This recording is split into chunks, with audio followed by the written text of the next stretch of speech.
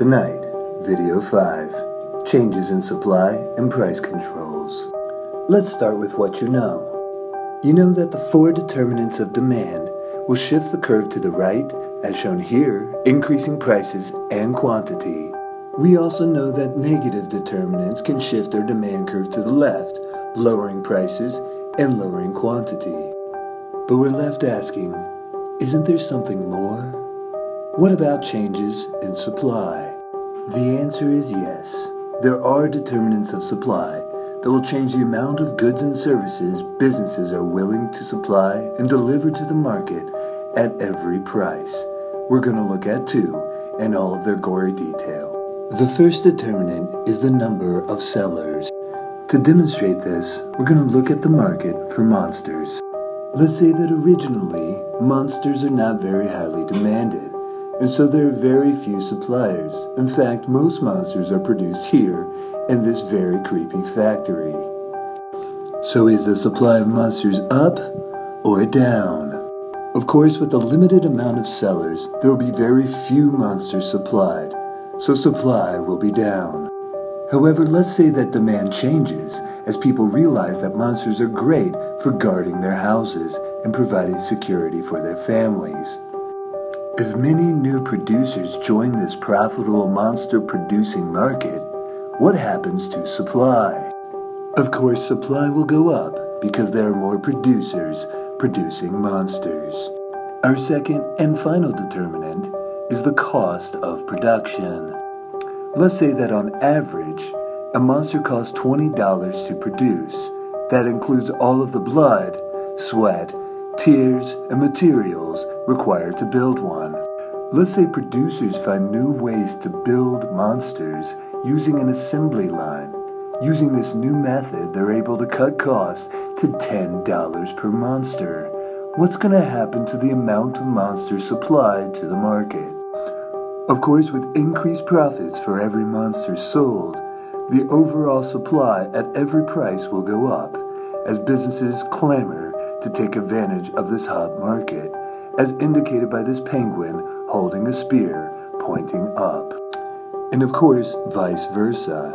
If it costs more to produce each monster, then there will be fewer supplied to the market, as there will be fewer profits to be had.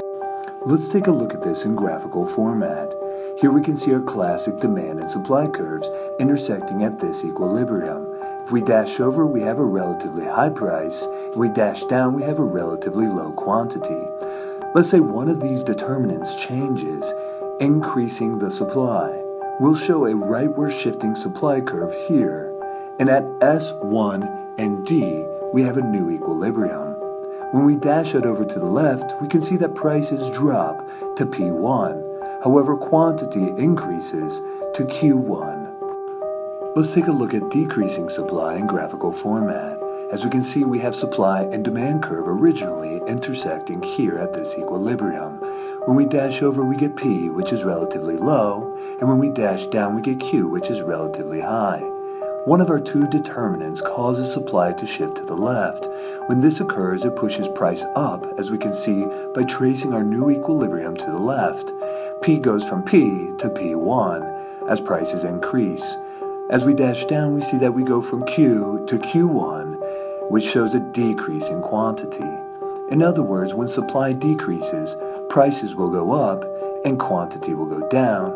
And as supply increases, prices will go down and quantity will go up. For the final section of our video, let's look at what occurs if the government tries to reduce prices by creating a price control. If the government is reducing prices, that means that they believe the price is currently too high.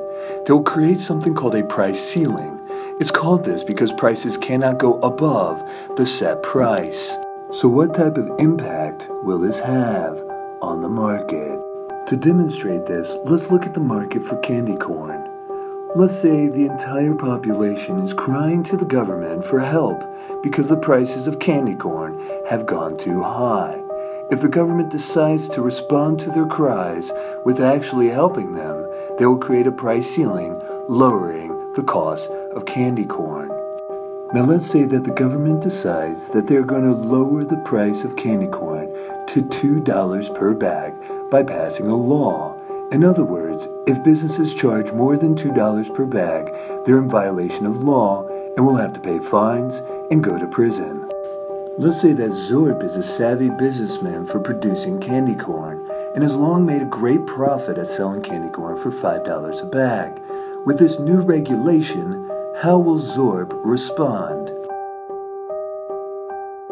Of course, Zorb will reduce the amount of candy corn he supplies because he cannot be as profitable in that market, and so he will produce fewer bags of candy corn. This is little Danny. Danny loves candy corn. The only reason Danny doesn't eat candy corn all day long is because candy corn is kind of expensive.